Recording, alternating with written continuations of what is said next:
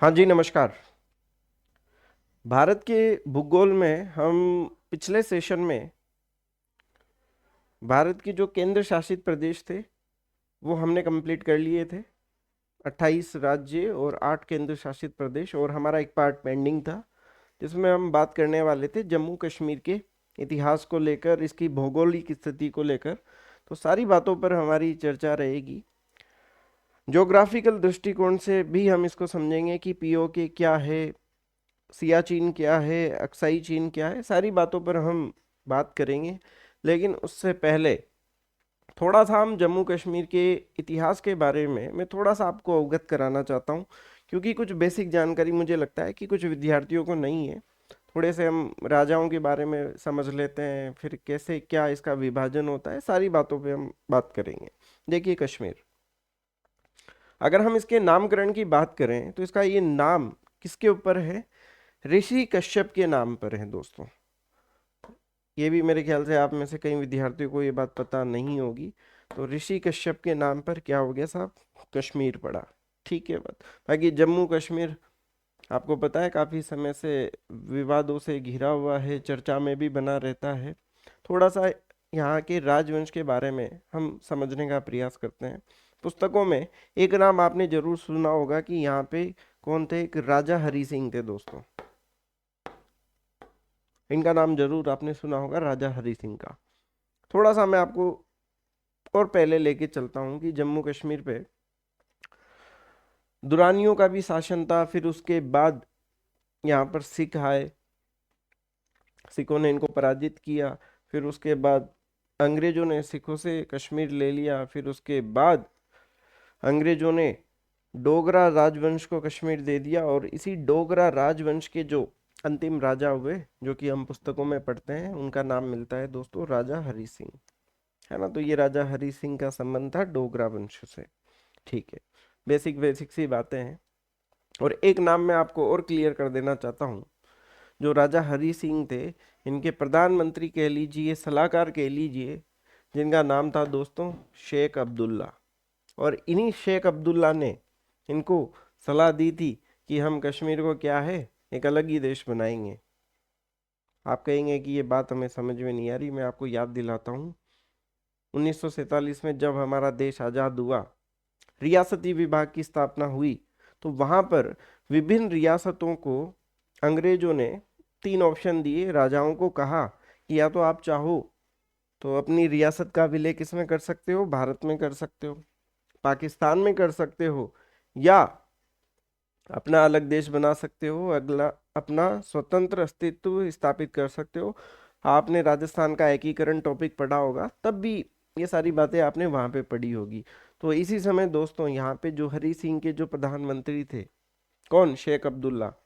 इन्होंने ही क्या कहा कि नहीं, हम ना तो पाकिस्तान में जाएंगे ना भारत में जाएंगे, हम तो अपना अलग ही देश बनाएंगे दोस्तों। और ये वही शेख अब्दुल्ला है जिन्होंने धारा 370 ऐड करवाई थी विलय पत्र में। उस पर भी मैं आगे चलने वाला हूं दोस्तों। तो ये बातें आपको समझ में आ गई होगी। सरदार वल्लभ भाई पटेल ने जो एकीकरण का कार्य किया, कई बार राजा हरि सिंह से प्रयास किया इन्होंने विलय पत्र पर हस्ताक्षर करने के लिए, लेकिन उन्होंने समय रहते विलय पत्र पर हस्ताक्षर नहीं किया। उसका रीजन मैं आपको दे ही चुका हूं, क्योंकि जो इनके सलाहकार थे शेख अब्दुल्ला, उन्होंने बोल दिया था कि नहीं, हम तो अलग ही देश बनाएंगे। तो हुआ कुछ इस प्रकार से कि भारत की जो विभिन्न रियासतें थी, उन्होंने विलय पत्र पर हस्ताक्षर कर दिए थे, लेकिन हरि सिंह साइन करने के लिए तैयार नहीं थे प्रारंभ में। अब ये वाला क्षेत्र ना तो पाकिस्तान में मिला न भारत में मिला, बीच की स्थिति चल रही है। तो उसी समय दोस्तों ऐसा कहा जाता है कि जिन्ना ने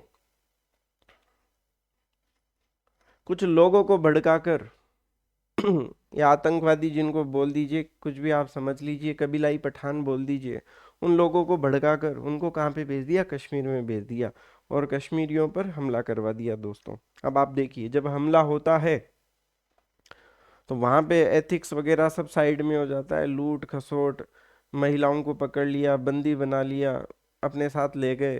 तो वो सब सारी घटनाएं कश्मीर में घटित होने लगी। और उसके बाद अब किसको टेंशन होगी दोस्तों? हरि सिंह जी को टेंशन हुई। और ये कहाँ पे गए, सरदार वल्लभ भाई पटेल के पास गए मदद के लिए कि भाई हमारी मदद करो। सरदार वल्लभ भाई पटेल ने कहा कि भाई मदद कैसे करें, आप न तो भारत में हो न साइन करते हो, तो पहले हस्ताक्षर करो। फिर उसके बाद ऐसा कहते हैं कि अक्टूबर 1947 में इन्होंने साइन किए, हस्ताक्षर किए विलय पत्र पर। फिर उसके बाद सरदार वल्लभ भाई पटेल ने हमला करने का आदेश दिया, तो उस समय जो ब्रिगेडियर थे उस्मानी, उन्होंने फिर अटैक किया इनके ऊपर, कबीलाई पठानों के ऊपर, और इनको खदेड़ना शुरू किया।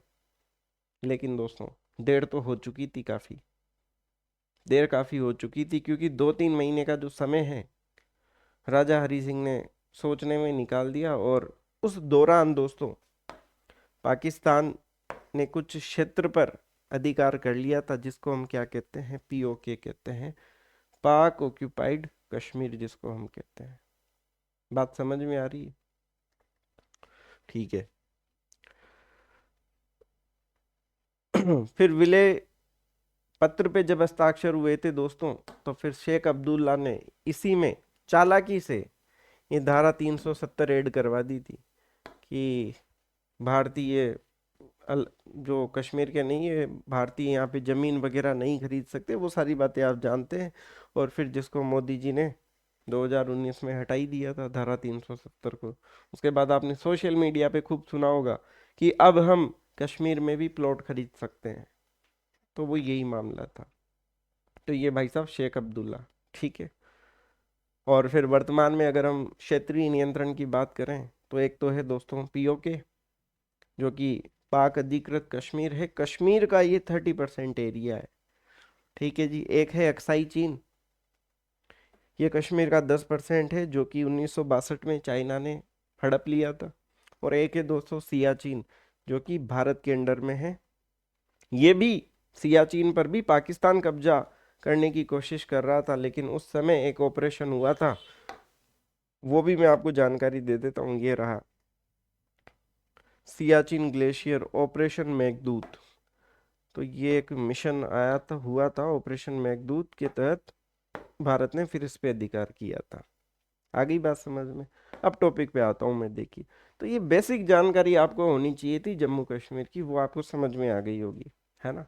अब देखिए इसको डायग्राम से समझते हैं, आपको सारी बातें शानदार तरीके से समझ में आएगी। देखिए सर, ये भारत का उत्तरी भाग, जहां पर आप ये जो ग्रीन कलर देख रहे हैं, ये है दोस्तों पीओके, पाक अधिकृत कश्मीर, ठीक है सर। पाकिस्तान लेके बैठा हुआ है।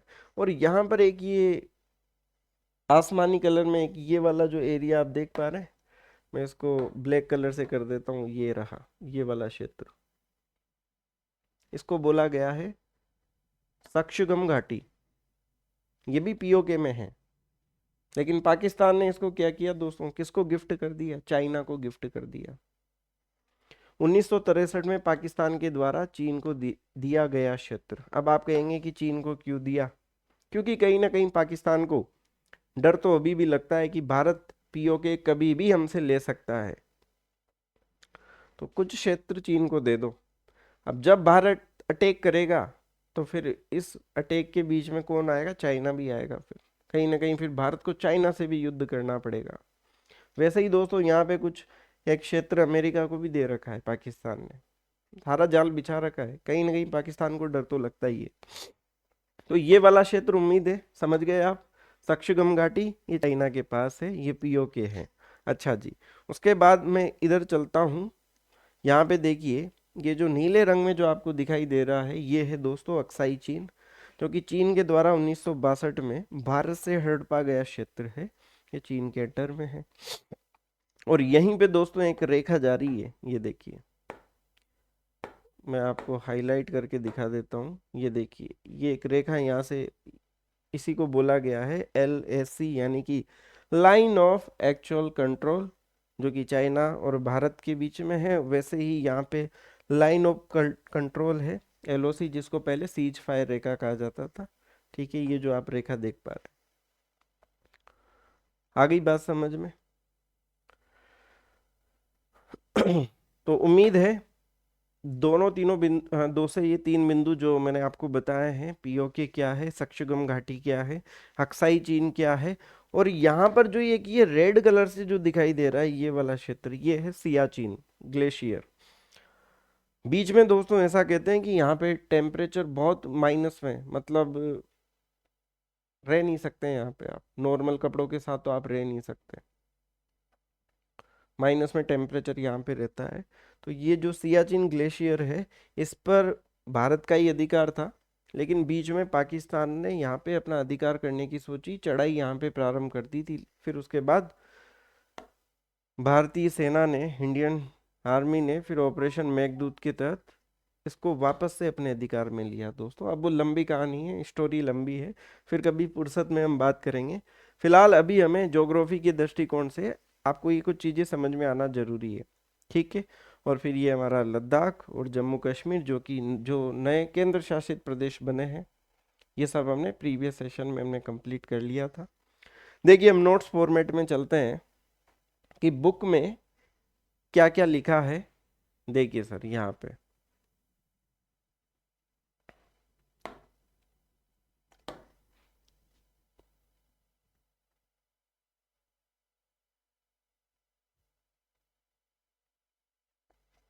हाँ जी, 24 अक्टूबर 1947 की सुबह सुबह हजारों की संख्या में कबायली पठान कश्मीर में घुस आए। 26 अक्टूबर 1947 को महाराजा हरी सिंह श्रीनगर से भागकर जम्मू पहुंचे, जहां उन्होंने जम्मू कश्मीर राज्य के विलय के दस्तावेज पर हस्ताक्षर किए। ठीक है, स्टोरी फॉर्मेट में मैंने आपको समझा दिया है, और जो इम्पोर्टेंट बातें हैं वो बुक में आपको दी जा रही है। हाँ, और बुक के बारे में मैं आपको बता देता हूँ कि अगर आप सेकंड ग्रेड के लिए तैयारी कर रहे हैं तो ये बुक हमारी मार्केट में उपलब्ध है, ऑफलाइन भी आप इसको मंगवा सकते हो। ठीक है, कलर बुक है, शानदार डायग्राम वगैरह से सब कुछ बहुत इजी लैंग्वेज में इसमें सब कुछ समझाया है। भारत और विश्व दोनों का भूगोल इसमें आपको अवेलेबल हो जाएगा, ठीक है ना। और अगर आप इसको ऑनलाइन भी ऑर्डर करना चाहते हैं, आप चाहते हैं कि भाई हम तो ऑनलाइन ही मंगा लें, ऑफलाइन में कौन ही जाए, तो ये देखिए, आप इस नंबर पे भी आप संपर्क कर सकते हैं। अगर आप बुक का सैंपल देखना चाहते हैं कि बुक कैसी है, तो आप इस नंबर पे मैसेज कर दीजिए, आपको बुक सैंपल का पीडीएफ आपको भेज दिया जाएगा, और फिर आप इसी नंबर पे आप अपना ऑर्डर बुक भी हाँ, कर सकते हैं, ऑनलाइन बुक कर सकते हैं, ठीक है। हाँ जी, तो चलते हैं वापस पॉइंट पर।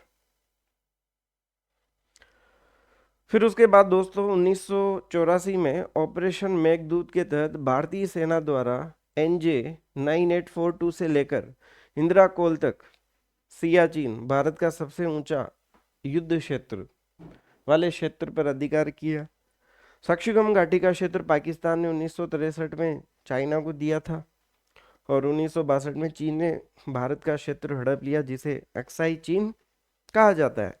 अक्साई चीन एवं लद्दाख के मध्य क्या लगती है, लाइन ऑफ एक्चुअल कंट्रोल, जिसको हम LAC बोलते हैं दोस्तों, ठीक है। और फिर ये लो साहब, मोदी जी ने 5 अगस्त 2019 को जम्मू कश्मीर पुनर्गठन अधिनियम 2019 के तहत 31 अक्टूबर 2019 को सरदार वल्लभ भाई पटेल की जयंती के दिन लद्दाख एवं जम्मू कश्मीर दो नए केंद्र शासित प्रदेश बना दिए सर, ठीक है। बाकी मैंने जम्मू कश्मीर का जो जो इतिहास था ब्रीफ में आपको समझाने की कोशिश की कि भाई पीओके क्या है, सक्शगम घाटी, LAC, LOC, अक्साई चीन। उम्मीद है आपको समझ में आ गया होगा। और इसी के साथ दोस्तों हमारा पहला टॉपिक अब कंप्लीट हो चुका है सेकंड ग्रेड के लिए, भारत का सामान्य परिचय, जिसमें भारत के इंट्रोडक्शन से जुड़ी हुई हमने सारी बातें पिछले 4 से 5 सेशन में हमने कंप्लीट कर लिया है। प्लेलिस्ट का लिंक वीडियो के डिस्क्रिप्शन में है, ठीक है। और बाकी ठीक है, बाकी आपका कोई भी डाउट है, कोई भी कंफ्यूजन है, तो आप कमेंट करके पूछ सकते हैं। और नोट्स लिखने में अगर आपको दिक्कत है तो ऑनलाइन बुक आप ऑर्डर कर सकते हैं। मिलते हैं नेक्स्ट टॉपिक में, जिसमें हम सेकंड ग्रेड के नए टॉपिक को शुरू करेंगे। फिलहाल अभी के लिए, आज के लिए इतना ही। धन्यवाद।